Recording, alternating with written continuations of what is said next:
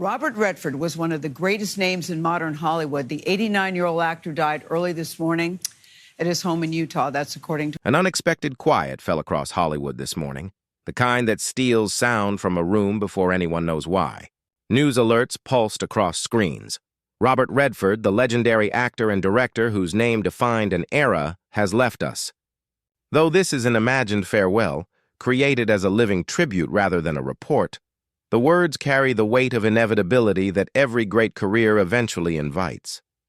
For decades, Redford has been more than a household name. He has been a compass for American cinema, guiding audiences from the dusty streets of the West to the political undercurrents of Washington and the open waters of the unknown. If such a morning were to come, the world would pause in collective stillness. Social feeds would fill with a single photograph. The boyish smile, the wind-swept blonde hair that once defined rugged charisma.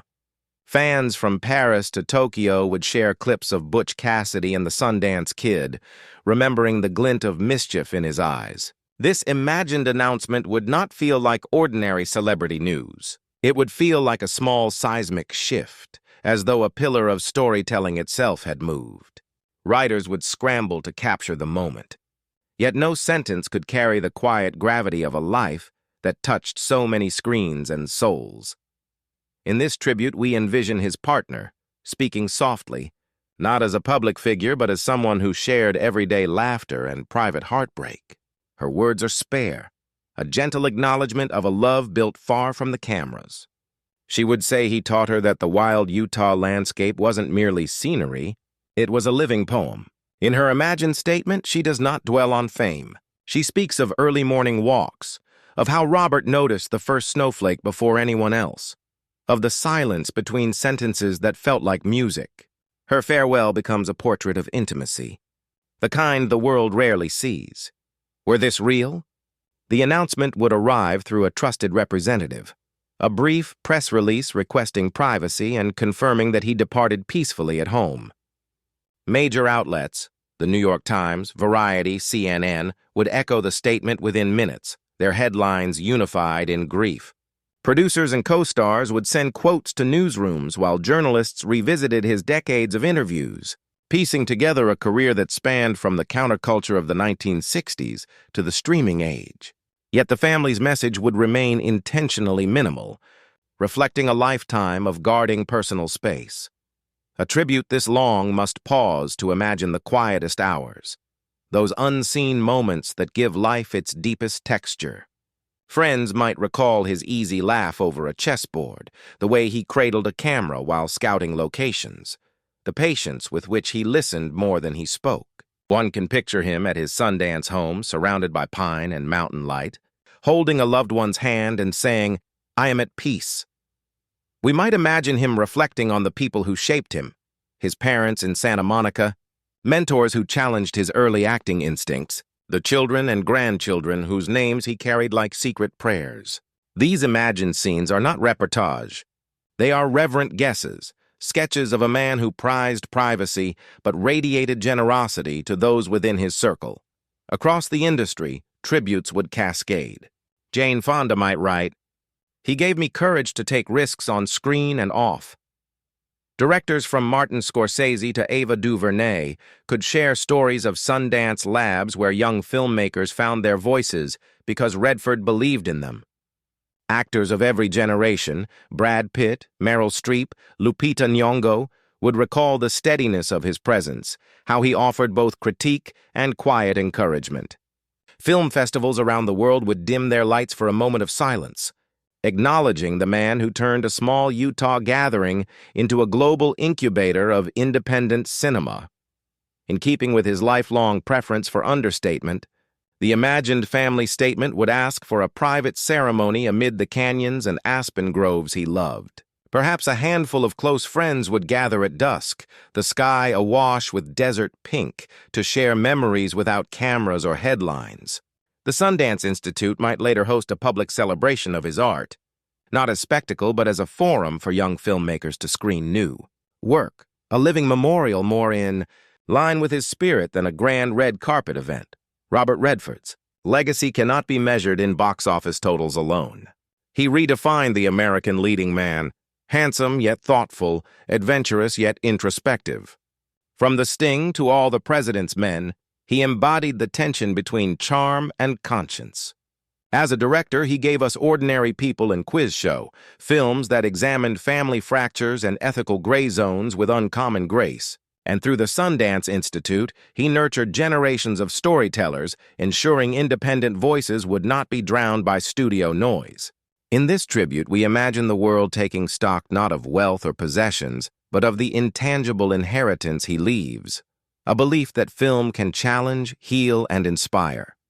Fans might debate how to rank his performances, but they would agree on this. He expanded what cinema could dare to be. If the day ever comes when Robert Redford truly leaves this world, it will not be an ending so much as a continuation of the stories he set in motion. His characters will keep galloping across dusty plains, his directorial choices will keep sparking conversations, and every new Sundance discovery will echo his conviction that art belongs to everyone.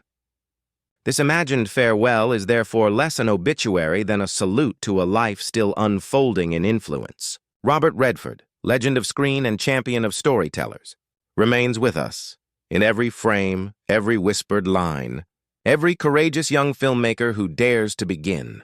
Long before the name Robert Redford appeared on a marquee, there was a California boy who spent hours sketching in notebooks and roaming the sun-bleached streets of Santa Monica. Born to a modest family, he absorbed stories from the ocean's restless rhythm and the desert's patient silence. Art tugged at him first. He wanted to paint the world rather than stand before a camera. But during a post-high school wander through Europe and a stint at the American Academy of Dramatic Arts in New York, he discovered a new canvas: the stage. Friends recall a quiet young man with a keen eye for detail, fascinated by human gestures. The way a stranger adjusted a hat or carried disappointment in the set of their shoulders. Acting became a form of sketching life in motion. By the mid-1960s, Redford's talent was undeniable. Broadway noticed first, then Hollywood came calling. Butch Cassidy and the Sundance Kid in 1969 turned him into a household name almost overnight. Paired with Paul Newman, he radiated mischief and vulnerability, redefining the American outlaw as both charming and complex. The Sting followed, winning Best Picture and cementing his status as a magnetic leading man. Yet even as magazines hailed his golden looks, colleagues spoke of a craftsman obsessed with truth, not glamour, restless to tell stories from behind the camera. Redford stepped into directing with Ordinary People, 1980, a quiet family drama that stunned critics and earned the Academy Award for Best Director. He followed it with Quiz Show and The Horse Whisperer, each film probing moral ambiguity and the fragile bonds between people. Crew members often remembered his calm focus, a director who valued whispered conversations over shouted orders, who asked actors to listen as much as they spoke. In 1981, he founded the Sundance Institute on his beloved Utah land, envisioning a refuge where independent voices could flourish. What began as a small workshop grew into the Sundance Film Festival, now a global launchpad for daring cinema.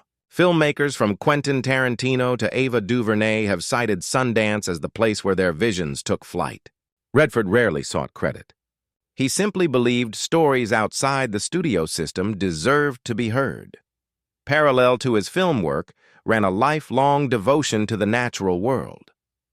Redford championed conservation long before it was fashionable, speaking before Congress, producing environmental documentaries, and protecting wild Utah landscapes. To him, the red canyons and whispering aspens were not scenery but sacred inheritance.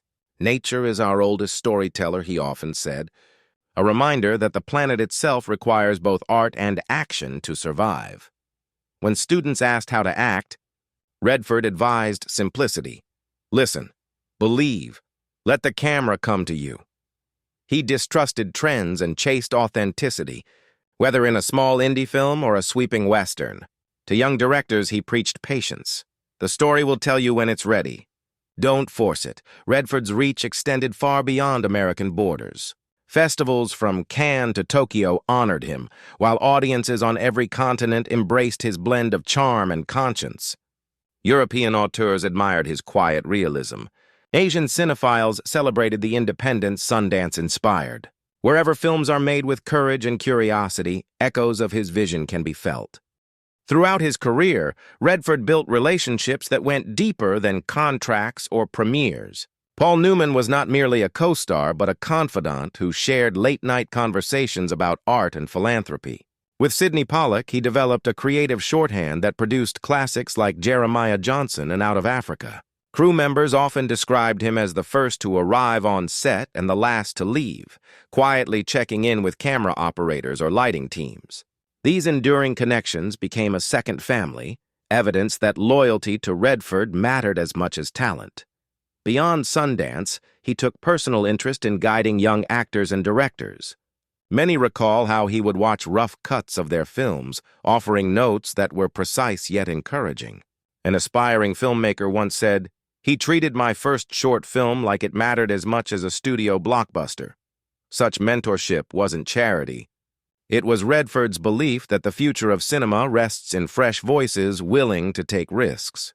Though famously private about accolades, Redford's shelf holds an extraordinary range of honors: an Academy Award for Best Director, a Presidential Medal of Freedom, a Kennedy Center honor, multiple Golden Globes, and recognition from film festivals across the world. Whenever asked about these tributes, he deflected praise toward collaborators and the stories themselves, insisting the work and the message were the true rewards. Cinematographers often said Redford had an instinct for light.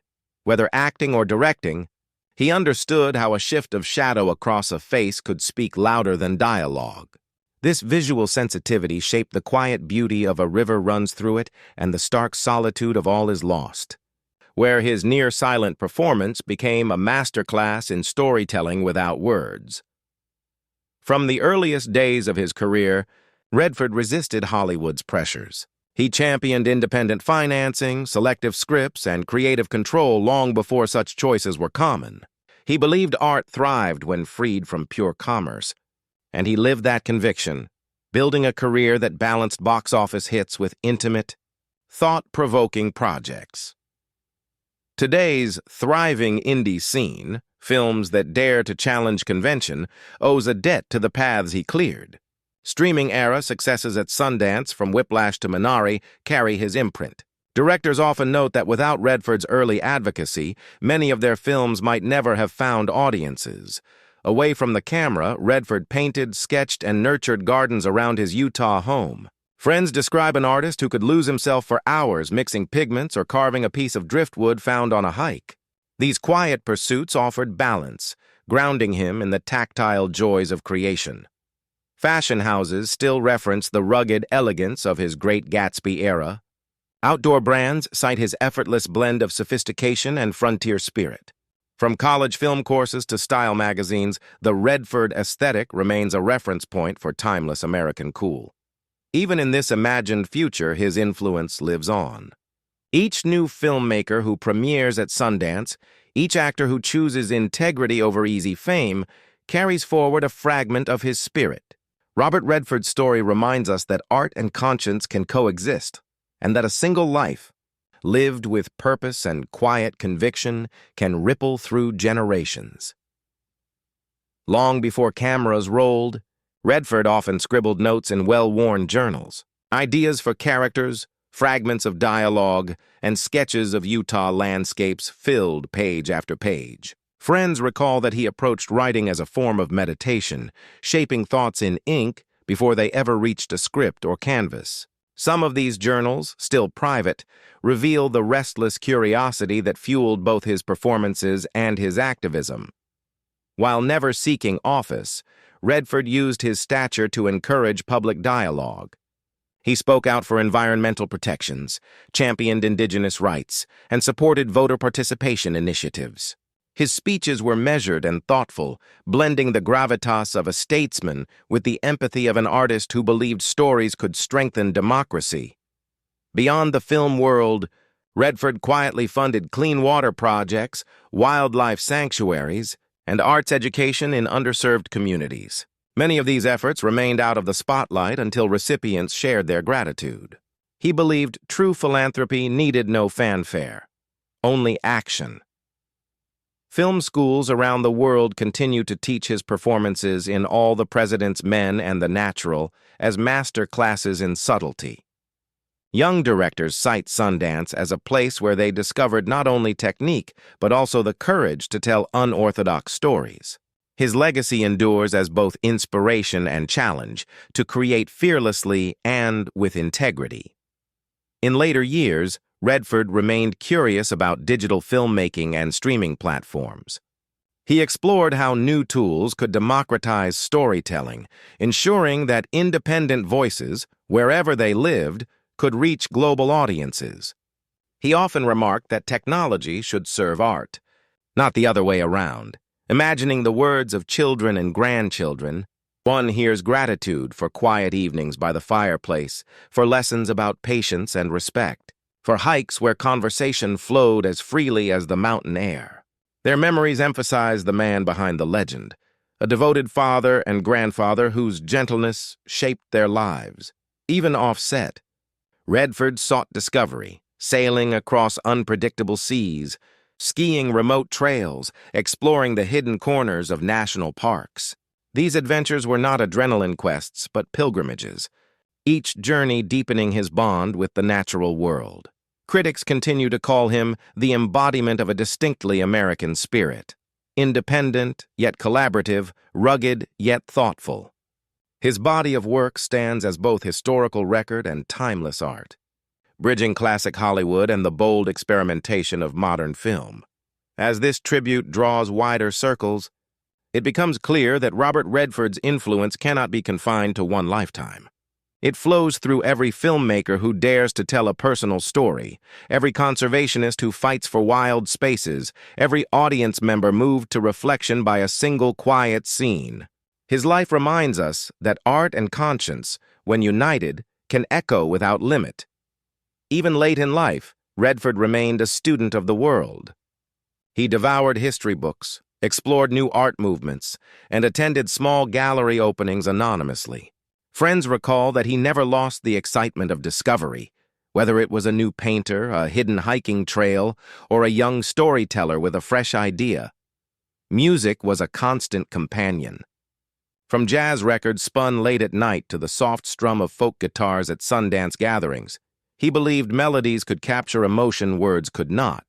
Occasionally, he played piano for close friends, offering improvised tunes that reflected the mood of the evening. Though known for film, Redford quietly built a collection of contemporary art, favoring emerging voices. He purchased pieces not for prestige, but to support new talent, often lending works to small museums so others could discover them. His testimony before congressional committees and his collaborations with environmental organizations helped shape national conversations on clean air and water. Policymakers often cited his advocacy as a catalyst for broader public engagement. Believing that art and critical thinking must begin early, he funded scholarships for young filmmakers, supported rural libraries, and helped launch media literacy programs in public schools. He often said, "Curiosity is the first step toward compassion." Redford fostered exchange programs that brought filmmakers from around the globe to Sundance and sent American artists abroad. These initiatives built creative bridges across continents, proving that storytelling transcends language and geography. Behind the composed exterior was a playful wit.